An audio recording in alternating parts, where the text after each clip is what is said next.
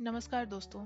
मैं इस चैनल के माध्यम से लेकर आई हूँ एक नया और अनोखा सफ़र, जहाँ आपको ढेर सारी किताबों और जीवनियों को सुनने का मौका मिलेगा। आज मैं अपने इस चैनल की पहली सीरीज़ की शुरुआत कर रही हूँ, जो महात्मा गांधी जी की आत्मकथा सत्य के प्रयोग पर आधारित है। यह सिर्फ एक किताब नहीं, बल्कि सत्य, अहिंसा और संघर्ष की एक प्रेरणादायक यात्रा है। इस सीरीज में मैं इस पुस्तक के हर अध्याय को पढ़कर सरल हिंदी में रिकॉर्ड करूंगी, ताकि आप इसे सुन सकें और गहरे संदेशों को समझ सकें। आज के इस पहले वीडियो में मैं इस किताब की प्रस्तावना को कवर करूंगी। प्रस्तावना में गांधी जी ने इस किताब के पीछे का उद्देश्य और इसके महत्व के बारे में बताया है। अगर आप किताबों और जीवनियों को सुनने और उनसे प्रेरणा लेने में रुचि रखते हैं, तो मेरे इस चैनल को सब्सक्राइब करना ना भूलें। और आने वाले वीडियो में मैं न केवल इस किताब बल्कि और भी महान लेखकों की रचनाओं को आपसे साझा करूंगी। तो चलिए शुरू करते हैं गांधी जी की आत्मकथा का यह सफर प्रस्तावना के साथ। प्रस्तावना।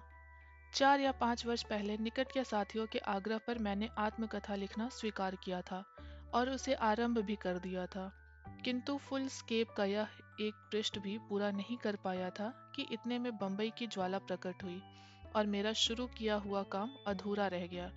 इसके बाद तो मैं एक के बाद एक ऐसे व्यवसायों में फंसा कि अंत में मुझे यरवड़ा का अपना स्थान मिला।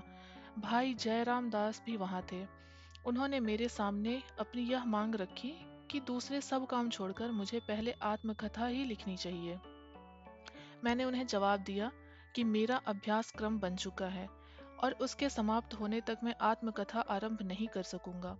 अगर मुझे अपना पूरा समय यरवड़ा में बिताने का सौभाग्य प्राप्त होता है, तो मैं जरूर आत्मकथा वही लिख सकता हूँ। परंतु अभी अभ्यास क्रम की समाप्ति की 1 वर्ष बाकी था कि मैं रिहा कर दिया गया। उससे पहले मैं किसी तरह आत्मकथा का आरंभ भी नहीं कर सकता था, इसलिए वह लिखी नहीं जा सकी। अब स्वामी आनंद ने फिर वही मांग की है। मैं दक्षिण अफ्रीका के सत्याग्रह का इतिहास लिख चुका हूँ, इसलिए आत्मकथा लिखने को ललचाया हूँ। स्वामी की मांग तो यह थी कि मैं पूरी कथा लिख डालूं, फिर वह पुस्तक के रूप में छपे। मेरे पास इकट्ठा इतना समय नहीं है। अगर लिखूं तो नवजीवन के लिए ही मैं लिख सकता हूँ। मुझे नवजीवन के लिए कुछ लिखना ही होता है, तो आत्मकथा ही क्यों न लिखूं। स्वामी ने मेरा यह निर्णय स्वीकार किया और अब आत्मकथा लिखने का यह अवसर मुझे मिला। किंतु यह निर्णय करने पर एक निर्मल साथी ने सोमवार के दिन, जब मैं मौन में था, धीमे से मुझसे कहा, आप आत्मकथा क्यों लिखना चाहते हैं?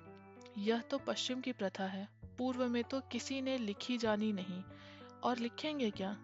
आज जिस वस्तु को आप सिद्धांत के रूप में मानते हैं, उसे कल मानना छोड़ दे तो, अथवा सिद्धांत का अनुसरण करके भी जो कार्य आप करते हैं, उन कार्यों के बाद में हेर फेर करे तो, बहुत से लोग आपके लेखों को प्रमाणभूत समझकर उसके अनुसार आचरण करते हैं, वे गलत रास्ते चले जाएं तो, इसलिए सावधान रहकर फिलहाल आत्मकथा जैसी चीज ना लिखें। तो क्या ठीक ना होगा? इस दलील का मेरे मन पर थोड़ा बहुत असर हुआ, लेकिन मुझे आत्मकथा कहाँ लिखनी है? मुझे तो आत्मकथा के बहाने सत्य के जो अनेक प्रयोग मैंने किए हैं, उनकी कथा लिखनी है। यह सच है कि उनमें मेरा जीवन ओतप्रोत होने के कारण था, एक जीवन वृतांत जैसी बन जाएगी। लेकिन अगर मैं उसके हर पन्ने पर मेरे प्रयोग की प्रकट हो, तो मैं स्वयं को, उस कथा को निर्दोष मानूंगा। ऐसा मानता हूँ कि मेरे सब प्रयोगों का पूरा लेखा जनता के सामने रहे, तो वह लाभदायक सिद्ध होगा। अथवा यूं समझिए कि यह मेरा मोह है। राजनीति के क्षेत्र में हुए मेरे प्रयोगों को तो अब हिंदुस्तान जानता है। यही नहीं, बल्कि थोड़ी बहुत मात्रा में सभ्य कही जाने वाली दुनिया भी उन्हें जानती है। मेरे मन में इसकी कीमत कम से कम है, और इसलिए इन प्रयोगों के द्वारा मुझे महात्मा का जो पद मिला है, उसकी कीमत भी कम नहीं है। कई बार तो इसे विशेषण ने मुझे बहुत अधिक दुखी भी किया है। मुझे ऐसा व्यक्ति मुझे ऐसा एक भी क्षण याद नहीं है जब इस विशेषण के कारण मैं फूल गया हूँ, लेकिन अपने आध्यात्मिक प्रयोग का, जिन्हें मैं ही जान सकता हूँ और जिनके कारण राजनीति के क्षेत्र में मेरी शक्ति भी जन्मी है, उसका वर्णन करना मुझे अवश्य ही अच्छा लगेगा। अगर ये प्रयोग समुच आध्यात्मिक है, तो मैं इनमें गर्व करने की गुंजाइश ही नहीं। इनसे तो केवल नम्रता की ही वृद्धि होगी। ज्यो ज्यो मैं विचार करता जाता हूँ, भूतकाल के अपने जीवन पर दृष्टि डालता जाता हूँ, त्यों त्यों अपनी अल्पता मैं स्पष्ट ही देख सकता हूँ। मुझे जो करना है, 30 वर्षों में मैं जिसके आतुर भाव से रट लगाए हुए हूँ, वह तो आत्मदर्शन है, ईश्वर का साक्षात्कार है, मोक्ष है। मेरे सारे काम इसी दृष्टि से होते हैं, मेरा सब लेखन भी इसी दृष्टि से होता है, और राजनीति के क्षेत्र में मेरा पढ़ना भी इसी वस्तु के अधीन है। लेकिन ठेठ से ही मेरा यह मत रहा कि जो एक के लिए शक्य है वह सबके लिए भी शक्य है। इस कारण मेरे प्रयोग रवानगी नहीं हुए, नहीं रहे। उन्हें सब देख सकें तो मुझे नहीं लगता कि इसकी आध्यात्मिकता कम होगी। अवश्य ही कुछ चीजें ऐसी हैं जिन्हें आत्मा ही जानती है, जो आत्मा में ही समा जाती हैं, परंतु ऐसी वस्तु देना मेरी शक्ति से परे की बात है। मेरे प्रयोगों में तो आध्यात्मिक का मतलब है नैतिक, और धर्म का अर्थ है नीति। आत्मा की दृष्टि से पाली गई नीति धर्म है, इसलिए जिन वस्तुओं का निर्णय बालक, नौजवान और बूढ़े करते हैं और कर सकते हैं, इस कथा में उन्हीं वस्तुओं का समावेश होगा। अगर ऐसी कथा मैं तटस्थ भाव से निर्भिमान रहकर लिख सकूं, तो उसमें से दूसरे प्रयोग करने वालों को कुछ सामग्री मिलेगी। इन प्रयोगों के बारे में मैं किसी भी प्रकार की संपूर्णता का दावा नहीं करता। जिस तरह वैज्ञानिक अपने प्रयोग अतिशय नियम पूर्वक, विचार पूर्वक और बारीकी से करता है, फिर भी उसे उत्पन्न परिणामों को वह अंतिम नहीं कहता, अथवा वे परिणाम सच्चे ही हैं, इस बारे में भी यह सशंक नहीं तो तटस्थ अवश्य होता है। अपने प्रयोगों के विषय में मेरा भी वैसा ही दावा है। मैंने खूब आत्मकथा निरीक्षण किया है, एक एक भाव की जांच की है, उसका पृथक्करण किया है, किंतु उसमें से निकले हुए परिणाम सबके लिए अंतिम ही हैं, वे सच हैं, अथवा वे ही सच हैं, ऐसा दावा मैं कभी करना नहीं चाहता। हाँ, यह दावा है कि मैं अवश्य करता हूँ कि मेरी दृष्टि से ये सच है, और इस समय तो अंतिम जैसे ही मालूम होते हैं, और अगर न मालूम हो तो पग-पग पर जिन वस्तुओं को देखता जाता हूँ, उनके त्याज्य और गाह्य ऐसे दो भाग कर लेता हूँ। जिन्हें गाह्य समझता हूँ, उनके अनुसार अपना आचरण बना लेता हूँ, और जब तक इस तरह बना हूँ, आचरण मुझे अर्थात मेरी बुद्धि को और आत्मा को संतोष देता है, तब तक मुझे उसके शुभ परिणामों के बारे में अविचलित विश्वास रखना ही चाहिए। यदि मुझे केवल सिद्धांतों का अर्थात तत्वों का ही वर्णन करना हो, तब तो यह आत्मकथा मुझे लिखनी ही नहीं चाहिए, क्योंकि मुझे उन पर रचे गए कार्यों का इतिहास देना है, और इसलिए मैंने इन प्रयत्नों को सत्य का प्रयोग जैसा पहला नाम दिया है। इसमें सत्य से भिन्न माने जाने वाले अहिंसा, ब्रह्मचर्य इत्यादि नियमों के प्रयोग भी आएंगे, लेकिन मेरे मन में सत्य ही सर्वोपरि है, और उसमें अगणित वस्तुओं का समावेश हो जाता है।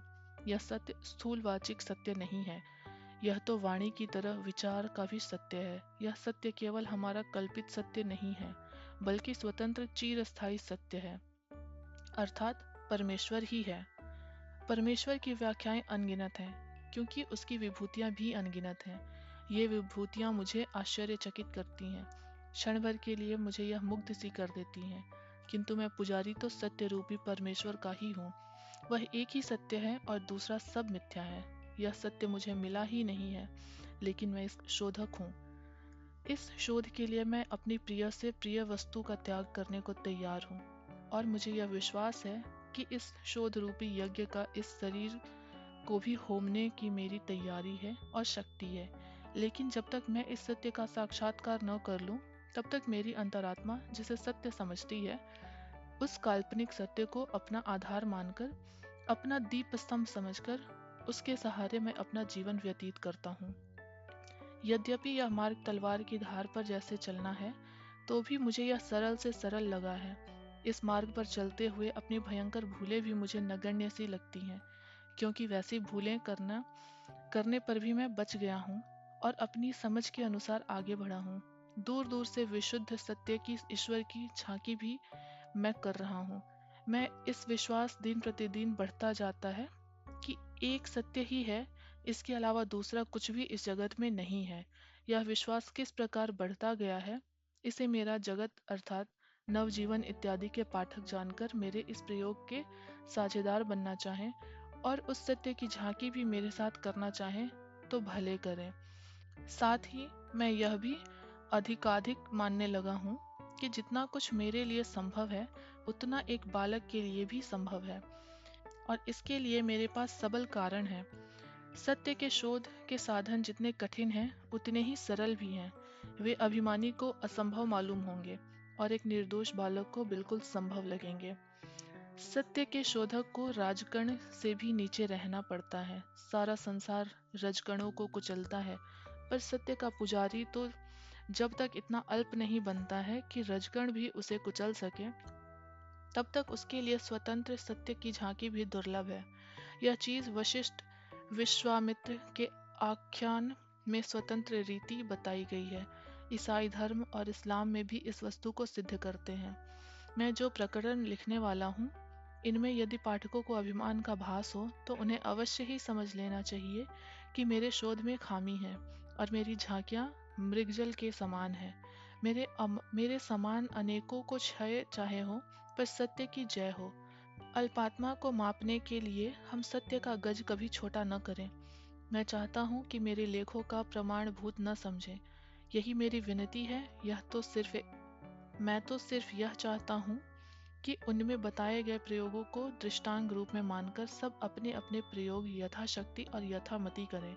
मुझे विश्वास है कि मैं संकुचित क्षेत्र में आत्मकथा के मेरे लेखों से बहुत कुछ मिल सकेगा, क्योंकि कहने योग्य एक भी बात मैं छिपाऊंगा नहीं।